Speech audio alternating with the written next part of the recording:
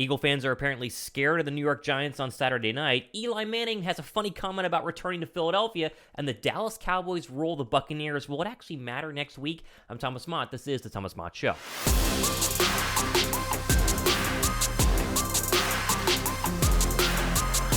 What's up, guys? Thomas Mott here. Welcome to the Thomas Mott Show on a Tuesday. We get closer and closer to some actual Philadelphia Eagle football. I don't know about you guys, but watching all the other teams play yesterday and, of course, on Saturday and Sunday made me just really yearn for the Eagle playoff game, which I will be in attendance in coming up on Saturday night. But there's some interesting stuff going on regarding our, let's just say, opponent for Saturday, and that is the New York Giants. I want to start with this. A lot of Eagle fans are, I don't say scared about the Giants, but very hesitant about the Giants because the Giants look pretty good against the Minnesota Vikings. And it's a very different football team than the one that we essentially played in Week 14, because Week 18 doesn't matter because they rested all of their starters and we had a very vanilla overall system. And I want to kind of calm down some Eagle fans today by going through, yes, the fact the Giants are a lot better, but yes, Philadelphia really has no excuse in losing this football game, with the help of the Eagles Wire USA Today article here saying 3 ways the New York Giants have improved since last meaningful game versus Philadelphia. Now, the first one they say is that Daniel Jones is dealing. Quote, if we're going to talk about all the great things that Jalen Hurts has done this season, then we should certainly highlight Daniel Jones and what he's meant to the Giants. In the upset win of the Vikings on Sunday, the Giants were 7 of 13 third downs and averaged 6.3 yards per offensive play. Jones was 24 of 35 for 301 and 2 touchdowns, but it's his legs that will give Jonathan Gannon some concern. Jones led the Giants in rushing and finished with a combined 2 yardage total of 379 yards. This is not saying that Daniel Jones is a bad quarterback. I'm not saying that. I think he very much has played his way into being the quarterback of the future of the New York Giants. But the idea that Philadelphia's defense should struggle against what essentially is the running ability of Daniel Jones, which is not like Jalen Hurts' running ability. He runs well, but it's not like he's the best running quarterback in the National Football League. So you're concerned about Jones, Saquon Barkley, obviously, and then who else? You have to understand, these are not top-flight wide receivers for the New York Giants. Philadelphia should be able to handle them just fine, and they did when they played in Week 14. And it's not like Philadelphia, beat the Giants in Week 3, and then all the teams changed after that. Philadelphia in Week 14 was just a couple of weeks ago. The idea that Daniel Jones is going to carve this defense up, well, possible, because it's Jonathan Gannon, you never know, I think is a little bit more far-fetched than people actually realize. It's not that good of an offensive system. I think we're overestimating just how bad the Vikings defense, especially in pass coverage, has been all year long. Now, they go on to say in the article, Wink Martindale is running with some horses, essentially saying it's not the Giants' Super Bowl winning defenses, but Wink Martindale's guys are heating up at the right time, and he has some horses in his front 7.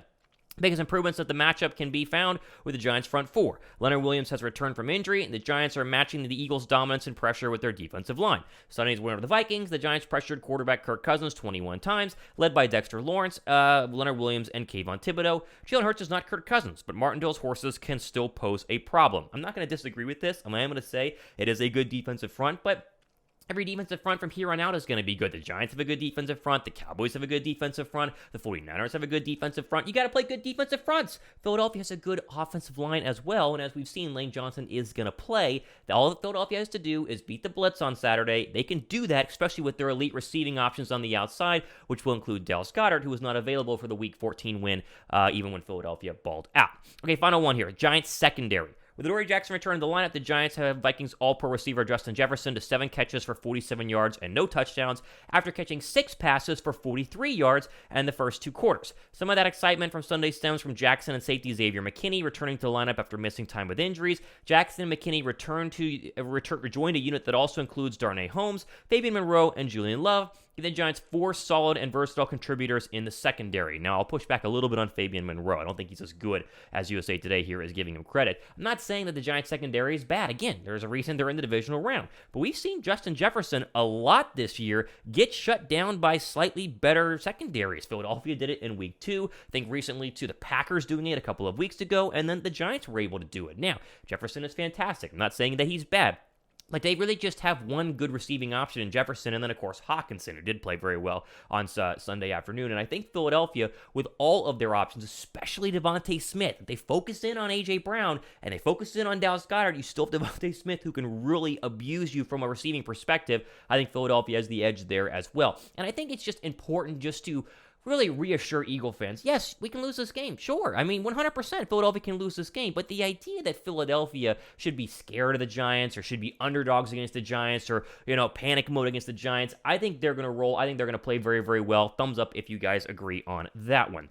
Speaking of which, I will be at the game on Saturday. We'll be there with my parents. Very excited about that. I would love to meet up. If you guys are doing sort of tailgates, let me know. DM me on Twitter at RealThomasMod. If you guys want to meet up during the game, let me know. It'd be fun to see some of the fans of the show in Philadelphia if you're actually going to be at the divisional round game. Okay, some good news here. This is small but important. Philadelphia's referee for Saturday has been announced, and it's historically a good one for the Eagles. Crossing Broad has this one here via the Eagle Nation tweet. Quote, Cleve Blakeman will be the head official for the Eagles versus Giants divisional playoff game. The Eagles are 13-1 in games he officiates. How about that? I have no idea that's how good Cleve Blakeman was for the Eagles. Now, this is not necessarily guaranteeing that the Eagles are going to win, or guaranteeing the Eagles are going to have favorable play calls and stuff like that. But still, the fact they have somebody who at least has a good record in terms of wins and losses for the Eagles is something to get your hopes up for on Saturday. Hopefully, it's a very well officiated game. We've seen some bad ones in the playoffs so far, and Philadelphia can just kind of play their game. Giants too, play your game. Don't worry about penalties. Don't let that change the overall game.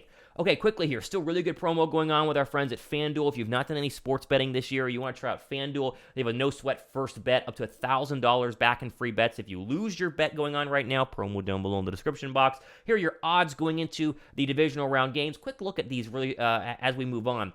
Jacksonville and the Chiefs, +8 for the Jaguars here. The Jaguars, plus 8 is a very, I'd say, enticing bet right there with FanDuel. I just don't see the Chiefs losing the Jaguars. I think Jacksonville has to play near perfect. I think they're going to try some trick stuff. I think Doug Peterson is going to do what Doug Peterson does, but I would really be surprised if the Jaguars were to cover in this game. Give me Kansas City in that one. I think Philadelphia, 7.5 is a lot. That is a big number, but I think this could be a 31-17 game, and we'll see as the week progresses how I'm feeling about it. But right now, I feel like it could be a big Eagles win and a big blowout under the lights at the Link on Saturday night. Cincinnati +4.5. I think that is fair. I think that Buffalo, their defenses looked really bad, and Josh Allen, a couple of turnovers, and that game is going to turn a different way, especially in the Dolphin game the last couple minutes of the fourth quarter. So give me Cincinnati. I like them +4.5. I think they win. Maybe it's a field goal, so you lose the cover bet, but I think Cincinnati has a real good chance of winning that one. Finally, Dallas +4. I said this on the show yesterday. I wasn't rooting for the Cowboys last night, because you never do if you're an Eagle fan, but it is worth noting that Dallas is a much better team than the Bucs. They were supposed to roll them last night. It would have been embarrassing to lose to that bad of a Tom Brady 8-9 win team. And so congratulations. Seriously, I'm not trying to sugarcoat this. Good job. That's a good win. Dak Prescott looked very good. It's a totally different animal against the 49ers. But it is good if you're Philadelphia, because the thought process here is that they'll at least give the 49ers a run for their money. Now, I think Dak's going to struggle mightily against that Niner defense. I think the 49ers are going to win that football game. A couple of picks from Dak Prescott, but it might be more competitive than, say, the Seahawks game, meaning that the 49er path to an NFC title game against Philadelphia in Philly is a little bit more difficult than just rolling over two straight teams and coming in pretty well rested against the Eagles. So congratulations to Dallas. I don't say that often. They played well last night, but I do think San Francisco -4 is a pretty good bet with our friends at FanDuel. Jump into this down below in the description box. Okay, I want to show you this. This is pretty funny. This was from last night during the Manning cast. If you missed this, you missed a really funny quote from Eli Manning, obviously, the future Hall of Fame quarterback of the New York Giants. He was talking about going to the Eagles game for the divisional round, so he'll be there when I'm there. Here's what he said. Listen to this. This is funny. Shooting two birds, but might see it live in are you going to Philly? Are you going to Philly next weekend? I was trying to keep that quiet, but I said when I retired I would never go back to a football game at Philly, but I think I had to break my promise. I think I have to go there. I can't wait to see the amount of double birds I get. I should break a record. That's good there from Peyton and Eli. Always fun to watch their broadcast. I talk about the double birds that Eli Manning did on the Manning cast during their first year together. He's going to get a lot of hate. I do remember, quick story time, when I was working for First Things First, interning on the Fox Sports Show with Nick Wright and Chris Carter. It was during the 2017 playoff run. And, the entire crew, because I was new, went to the Eagles-Vikings NFC title game. I did not go because I was an intern, couldn't afford it. And I remember coming back, and Chris Carter and Nick Wright said they got flipped off. Chris Carter especially, right? Ex-Eagle and then goes to the Vikings, got flipped off by more Eagle fans than he could have ever believed. He said there were little kids giving him the bird, especially when the Vikings started to get crushed by Philadelphia. So Eli, expected. It's all love. It's all love. But, we hate you this weekend because you obviously represent the New York Giants. Okay, final story here, and then we will wrap up the show for today. Some NFL national story headline news. Again, USA Today has this one here, quoting Diana Rossini. The Cleveland Browns plan to hire Jim Schwartz as their defensive coordinator per sources. Swore to win a Super Bowl as Eagles DC in 2017, beat out Sean Desai, I think I say his name, Denard Wilson, Eagles guy, and Brian Flores for the job. So he's returning as a full-time defensive coordinator since obviously being let go by the Philadelphia Eagles. It is worth mentioning a couple of things here. One, congrats to Jim Schwartz. He was loved and hated, like most D coordinators are in Philadelphia, but did get a Super Bowl with pretty lackluster secondary. We forget how bad the secondary was for Philadelphia. I know Malcolm Jenkins was there, but it wasn't like an elite secondary for Philadelphia in that Super Bowl run. So congrats to him for getting the job. The Browns have a very good defense, have some draft picks. Well, they don't have a lot of early draft picks, but they do have some, maneuvering ability and some cap space with Deshaun Watson. I think it's worth noting the other candidates here. Flores, Denard Wilson, and Desai are three options for Philadelphia if Gannon were to lose. Wilson being the internal hire, and Flores is a hot name that's starting to kind of rise up a little bit right now, so definitely keep an eye on that one.